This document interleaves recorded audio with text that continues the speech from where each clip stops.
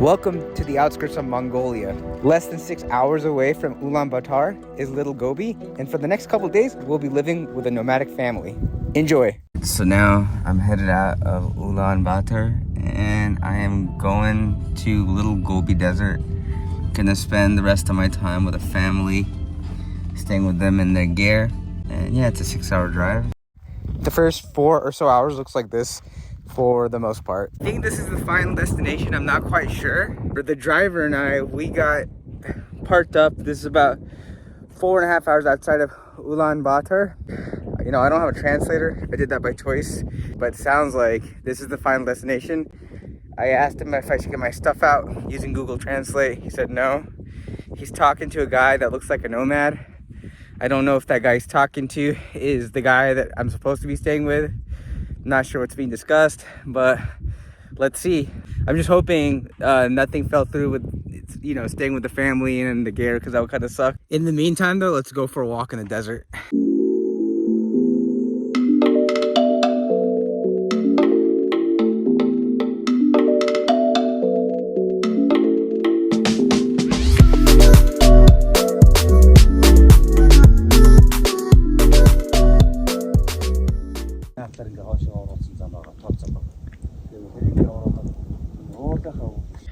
I don't understand Mongolian, obviously, but I have a feeling we might be a little bit lost. We're off-road.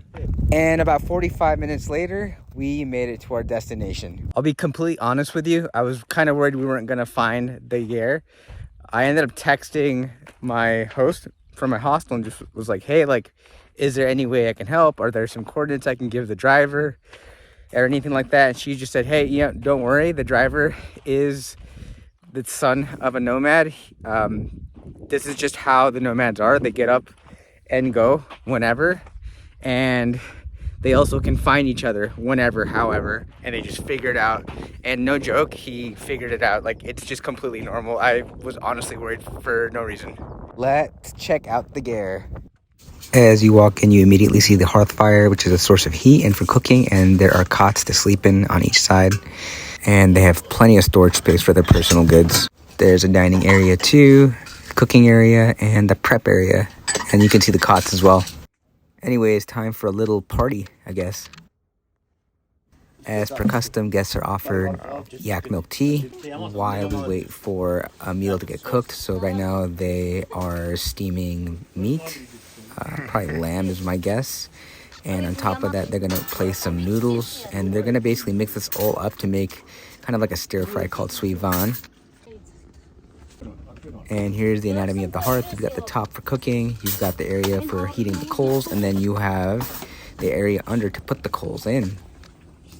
And the interior is beautiful. We've got some intricate nomadic designs. This is one of the posts that go up to the ceiling. And the ceiling opens up to some natural lighting, which is perfect because it's usually sunny here.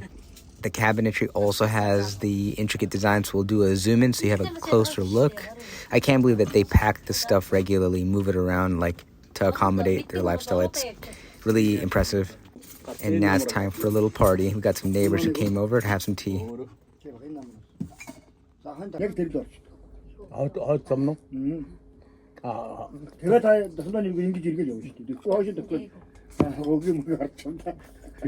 So got in there, they had little, you know, shindig. Looks like maybe neighbors swung by for some food. Had some yak milk. Well, in my tea, had like 3 cups. Pretty good. Hopefully I don't get sick, because I don't know what the process is for milk here. And then they served some like steamed noodles and beef, which they made in the gear. Like, they have a hearth fire in the middle where they do all the cooking.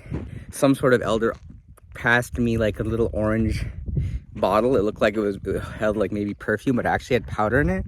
And he was suggesting to put it in my nose, the powder. So I don't know what that powder is, but obviously I politely declined. Anyways, I gotta get to work. We gotta herd some sheep, man. Let's do this. All right. Guess we're gonna herd sheep. Sure. Yeah, sheep. Go!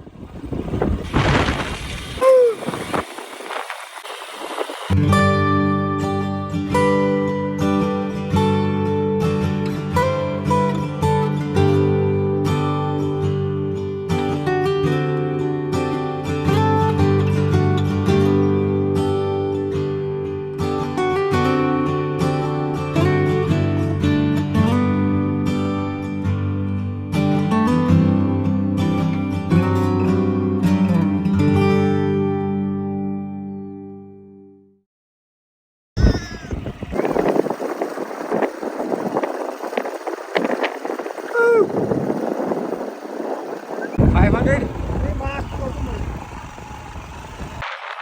guess we're not gonna be done till the sheep come home, like literally. So you can see, like, when we were a mile or two out herding these guys in, we did it by motorcycle, but once you get them within walking distance of the area, then you deploy people on their feet to herd these guys in. So that's what's happening right now. I don't think this guy he's definitely not dead, but hello? You alive? Oh, I think he'll eventually get up. Maybe he's sleeping, I'm not sure.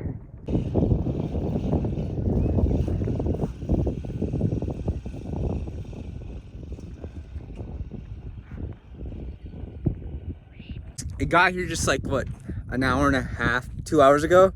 So I've only seen some of the labor that goes into raising organic livestock. I mean, just, they're spending hours just trying to like bring in hundreds of livestock back into their kind of area by their gear.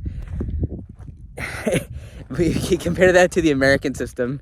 You just got cows packed up, eating out of troughs of corn. Organic is expensive, unfortunately, in the US, but I can see why. I mean, just based off of this experience in Mongolia, obviously it's not apples to apples, but I think directionally it gives me a good idea of the work that goes into raising animals naturally. So, funny story, this guy got lost, but then also I got lost, and I was kind of freaking out because after a while everything looks the same, and you look in any direction, everything looks the same. Thank God I saw the guy from the camp on the bike, and I was like, yo, screaming across this freaking valley trying to get some help.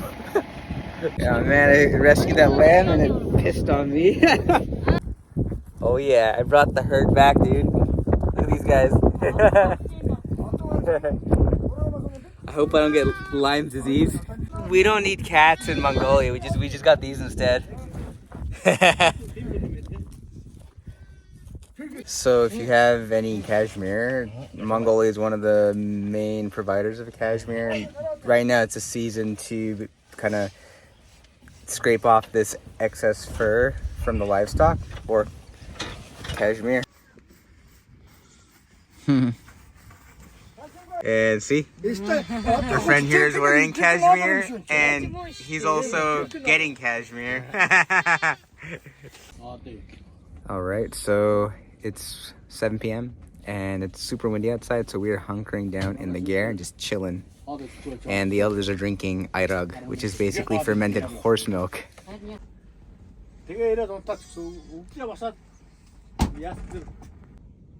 So they have internet here, all of that. The way that they do it is they have solar panels on the outside of the gear, and this kind of modulates the electricity, which then goes to this battery, you can see, and it powers all this stuff up. So that's how we have what we have in here. And then we got lights, and we got gas for cooking. This is what we're cooking right now. It's like a stew of some sort. So I was asking about like these medals and stuff. So this is medalist. Their son has won in school. Their son goes to school in Ulaanbaatar, so he does not live the nomadic lifestyle. He lives in the city. Pretty cool. Oh, thank you.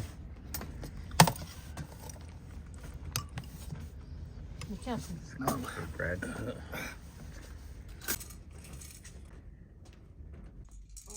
And so just finished dinner. I think we're winding down for the night, even though it's still bright, but gotta be up at 4 a.m. because we gotta leave by 5 to catch my flight, and the airport's like 6 hours away.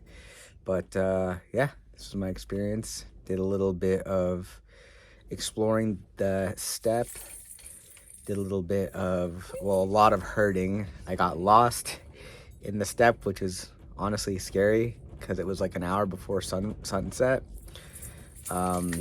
Got to do some, whatever the process is called, for getting cashmere from sheep, and then had some really awesome food when we got here and some dinner, and very hospitable family, and a really awesome experience seeing essentially that the nomadic lifestyle is a lot more modern than I expected, and maybe you'll find a similar insight. With that, cheers to the end of this video.